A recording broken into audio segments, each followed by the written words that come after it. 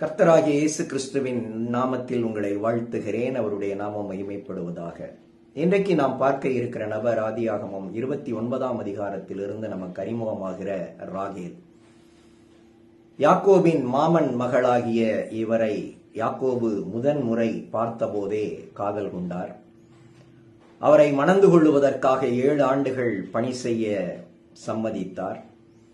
7 ஆண்டுகளின் முடிவில் ராகேலின் அக்கா லேயாளை லாபான் யாக்கோபுக்கு திருமணம் செய்து வைத்து, இன்னும் 7 ஆண்டுகள் எனக்கு வேலை செய் என உத்தரவு பெற்றுக்கொண்டு ராகேலை 7 நாள் கழித்து மணமுடித்து கொடுத்தார். அன்று முதல் யாக்கோபு ராகேல் மீது இன்னும் பிரியமுள்ளவராய் இருந்தார். ஆனால் அநேக நாட்களுக்கு பிறகே ராகேல் யாக்கோபுக்கு யோசேப்பை பெற்றெடுத்தார். ஆதியாகமம் 35ஆம் அதிகாரம் 16 முதல் 19 வசனங்களில் யாக்கோபுக்கு 2வது மகனாக பென்யமீனை பெற்றுக் கொடுத்த ராகேல் அங்கேயே மரணமடையும் நிலையில் இருந்தார். அங்கேயே குழந்தையை பெற்ற சில மணி நேரங்களில் அல்லது நாளில் அவர் இறந்து போனார். அவர் இறந்த இடம் எப்பிராத்தா எனப்பட்ட பெத்லகேம். அங்கிருந்து மக்பெலா ஒன்றும் இன்றைய கணக்கில் பெரிய தூரம் இல்லை. இன்றென்றால் கண்டிப்பாக அந்த சடலத்தை எடுத்துக்கொண்டு போயிருப்பார்கள். ஆனால் அன்றைக்கு அதற்குரிய முறையோ வசதியோ இல்லை என்பதினால் அவரது உடலை பெத்லகேமிலேயே அடக்கம் செய்தார்கள். மக்பெலா குகையிலே 6 பேர் அடக்கம் செய்யப்பட்டார்கள். சாராள், ஆபிரகாம், ரெபேக்காள், ஈசாக்கு, லேயாள், யாக்கோபு. கவனித்தோமானால் 3 முற்பிதாக்களினுடைய முதல் இணையர்கள் என 6 பேர் அங்கே அடக்கம் செய்யப்பட்டார்கள்.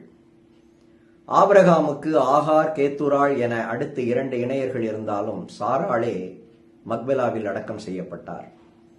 ஈசாக்குக்கு ரெபேக்காள் ஒரே இணையர், அங்கு குழப்பமில்லை.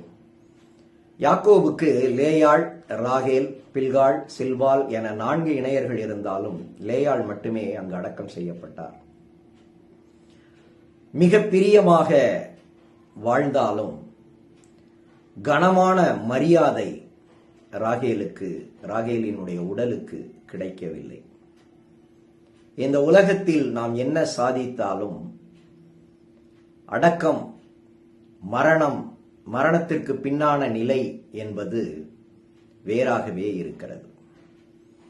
வாழும் வரை நாம் எப்படி வேண்டுமானாலும் நம்மை குறித்து பெருமையாக, உயர்வாக, திமிராக எண்ணிக்கொள்ளலாம், செயல்படலாம். ஆனால் மரிக்கும்போது, மரித்த பின் ஒன்றும் செய்ய இயலாதவர்களாக நாம் கிடக்கும்போது நம்முடைய நிலை என்னவாகிறது என பாருங்கள்.